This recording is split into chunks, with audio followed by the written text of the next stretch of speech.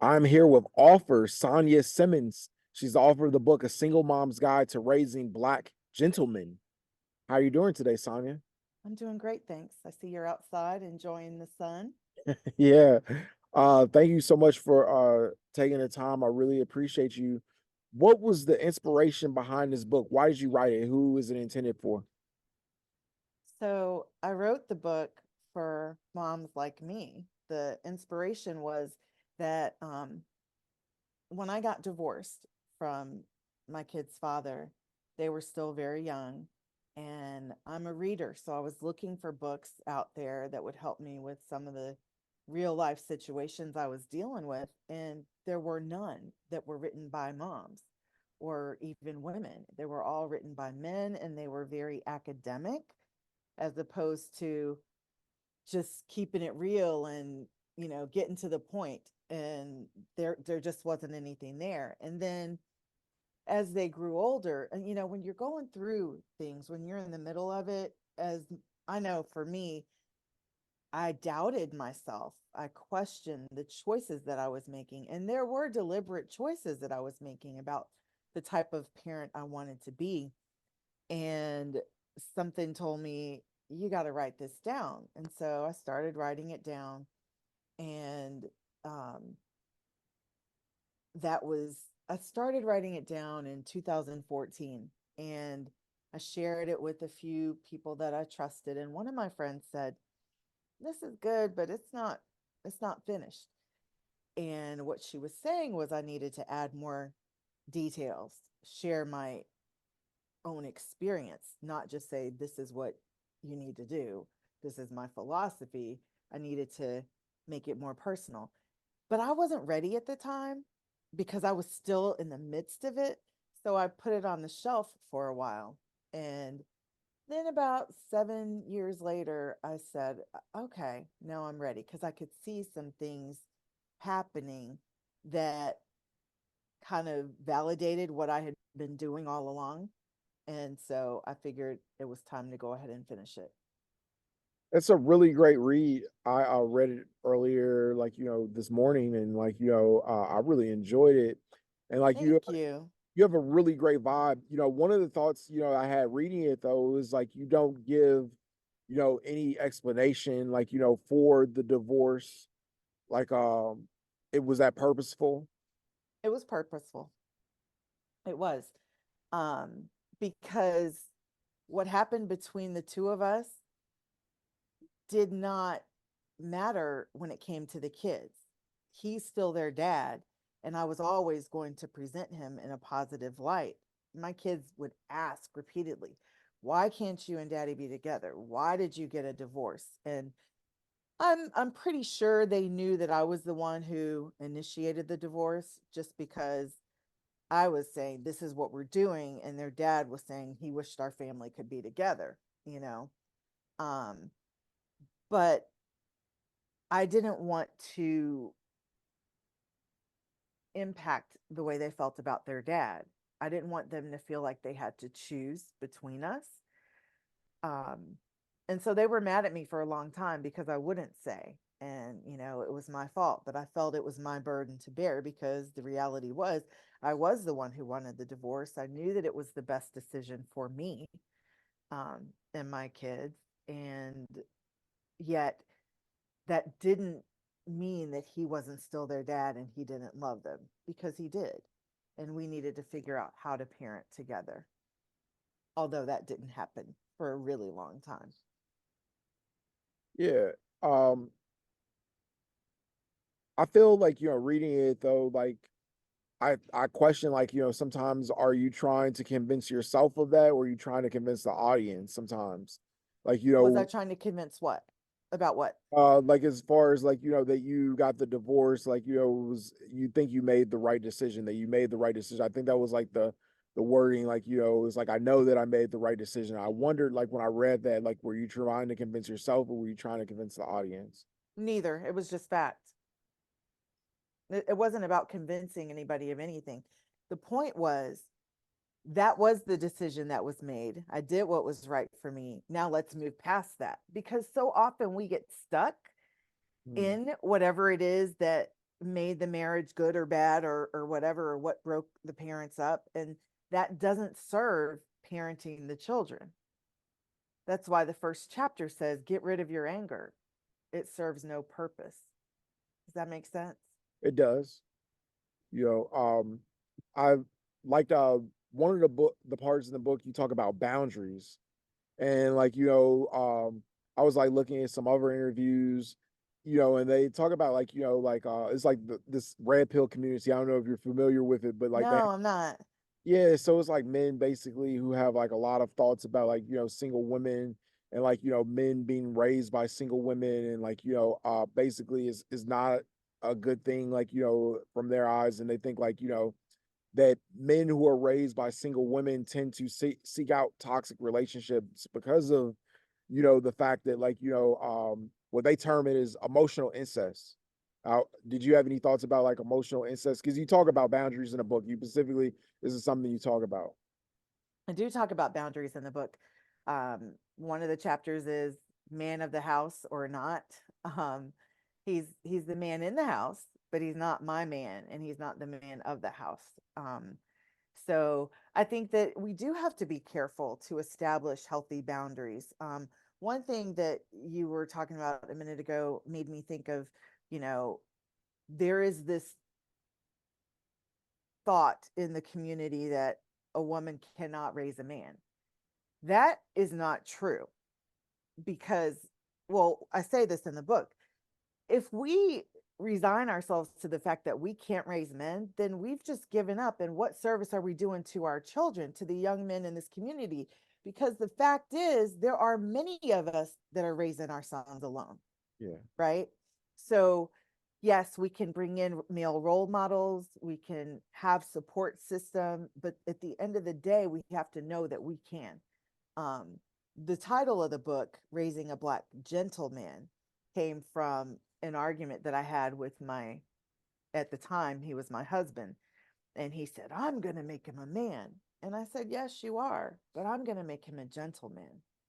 And so there are things that we as women, as mothers, bring to the table that fathers don't. We're both important, you know? And that's the message of the book. That's the message of the title. And I think it's really important not to give up or feel defeated because we've got jobs to do. You know, no matter what pain, the anger that I said to get rid of, no matter how hard it is financially or whatever, single moms everywhere are getting up every day and doing the best we can to provide a life for our children, you know? Yeah, you talk about though, like, them not developing a Oedipus complex, like, as far as like the importance of boundaries.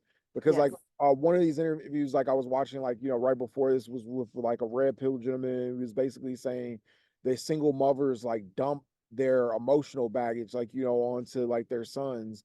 Like, how did you like, balance that, like, what I mean, as far as like and learn what was appropriate, what wasn't? So I actually talk about that in the book too. I said, your child is not your therapist. Um, so we have to walk this line where, you know, you don't want to totally block emotions. It's not even possible. One of my sons in particular, Matthew, is very in tune with my feelings and my emotions. And I could tell that he'd be feeling sad or whatever if he could tell something was wrong with me. So I Mhm. worked really hard not to express that. There were times I would come home from work and I'd be dead tired and, you know, upset about something, about the child support that didn't come and not knowing how I'm going to pay this bill or that bill or whatever. And I'd sit in the car and cry before I came in the house, you know. And he said to me, one day he walked up, he was outside and I didn't know he was, and he saw me crying. And that's when he realized how much I was going through. But it wasn't because I was dumping on them. You know, I never talked bad about their dad in front of them. Um, I never said, well, if this happened, then da da da da da. You know, it was, this is what we got to deal with, guys. And how are we going to make this happen? You know? Yeah. And as far as, you know, the Oedipus complex, I'm a hugger. I said in the book we were co-sleepers from birth, but at a certain point I had to say, nope, we have to have this boundary. You don't sleep with me anymore. We don't walk around the house in underwear or anything like that, because we still have to respect that you're a young man and I'm a woman. And that's not how we roll, you know? Most definitely. I enjoyed the book. One of the chapters I really enjoyed where we were talking about the importance of like Malcolm X as a role model. And you talked Thank about like you. reading like Alex Haley. Like I think like what was it like particularly about Malcolm X that you felt like it was important to exemplify like some of his character values to your children. So, when growing up, all I'd hear about Malcolm X was, by any means necessary. And you saw the posters of him with the guns, and he was portrayed as this violent man, right?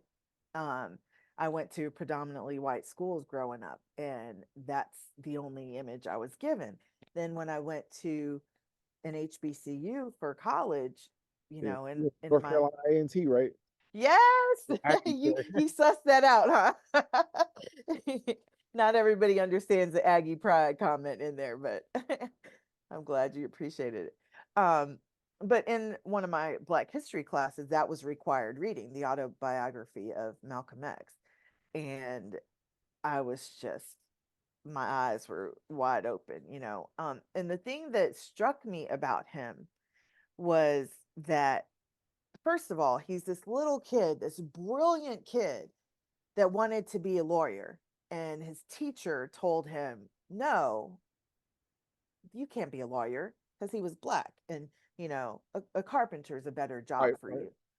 And how many of our young men in schools, even today, are pushed into areas that, are okay, but not where they would shine the most because they weren't deemed appropriate for that field. So here's this brilliant kid. He decides instead, okay, I'm going to outsmart everybody. And he starts conning everybody, right? And then he goes to jail, to prison. While he's there, he meets someone who teaches him the importance of educating himself, and does that through Islam and the Quran, right? So he ends up being this brilliant leader in the community. And see, in my opinion, he was always going to shine, Mm. right? He was brilliant from birth. He was destined to be a star, and how that was directed was shaped by society at one point. And then he realized, okay, I have power over who I become, right? And then even within his leadership within the Muslim community, he was betrayed. So he learned a lot about, trust. He changed the way he even saw the white man, when he went on his pilgrimage to Mecca, right? So the fact that he was able to continuously reinvent himself and admit when, hey, maybe my approach here wasn't right or whatever, to me, that's what a man does. He's always searching to better himself.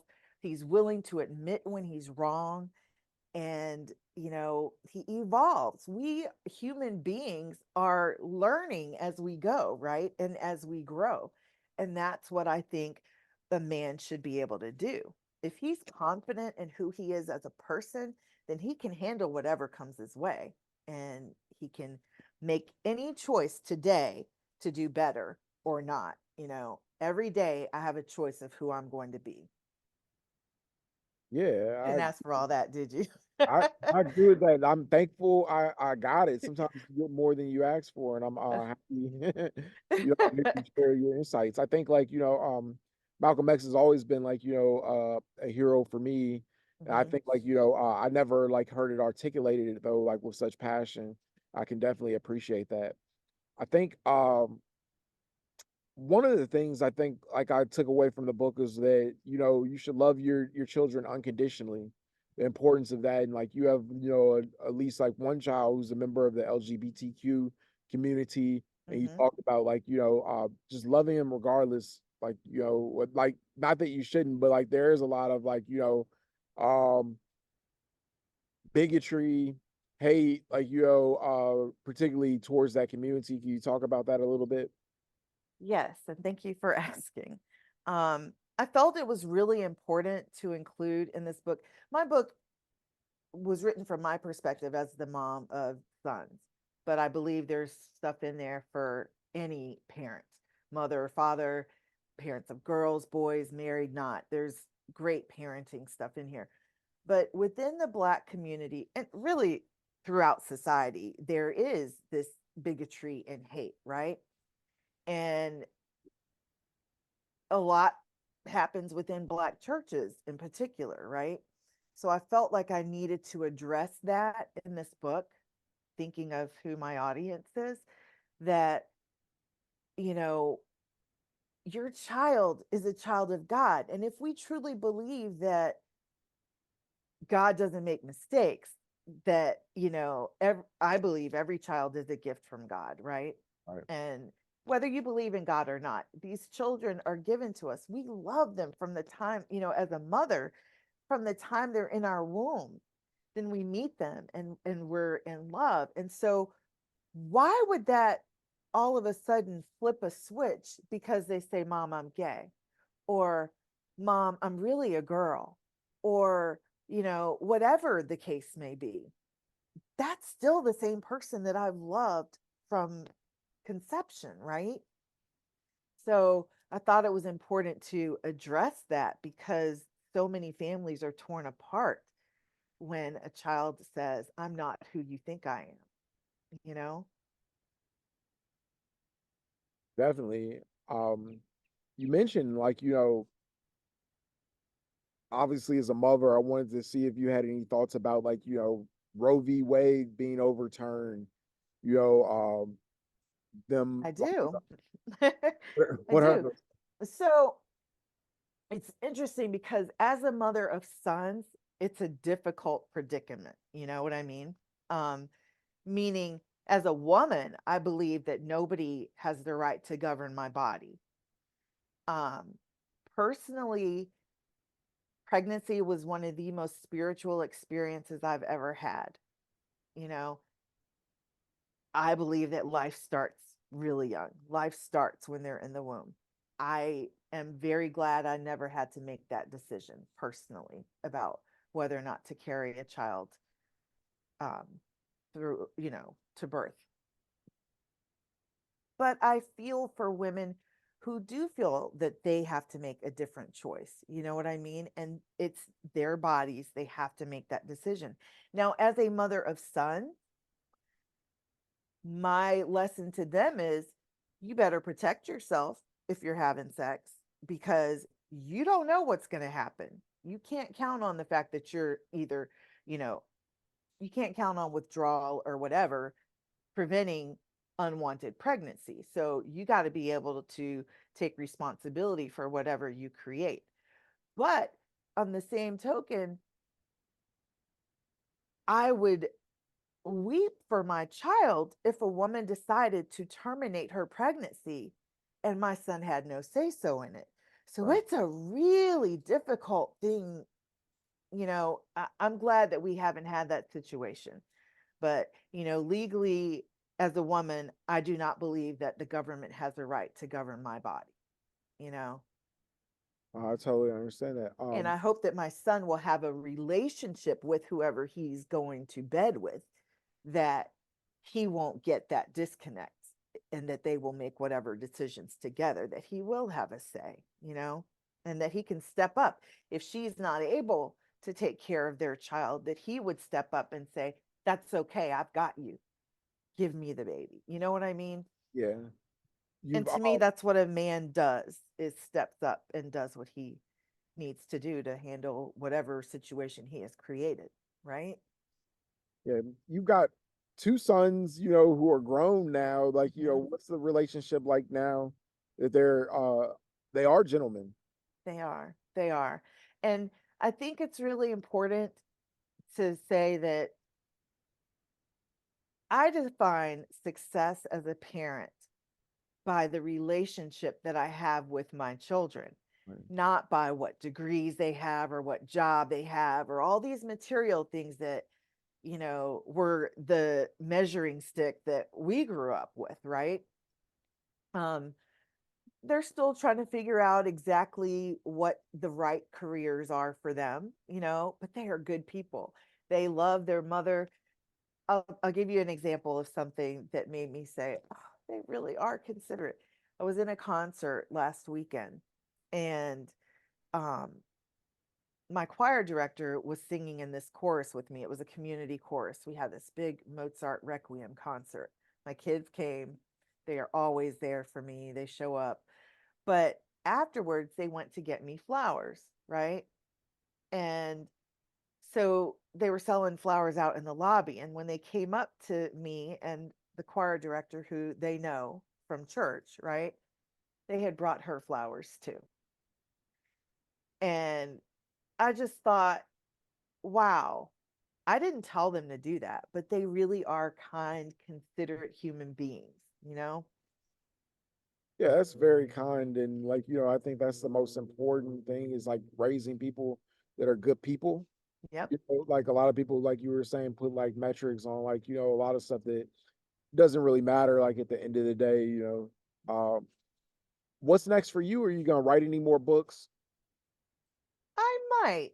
A lot of people ask that. I never thought this book was coming out, but um there may be some spoken word. I write some spoken word occasionally if I'm inspired by something, or um the other one that I've kind of toyed around with is writing about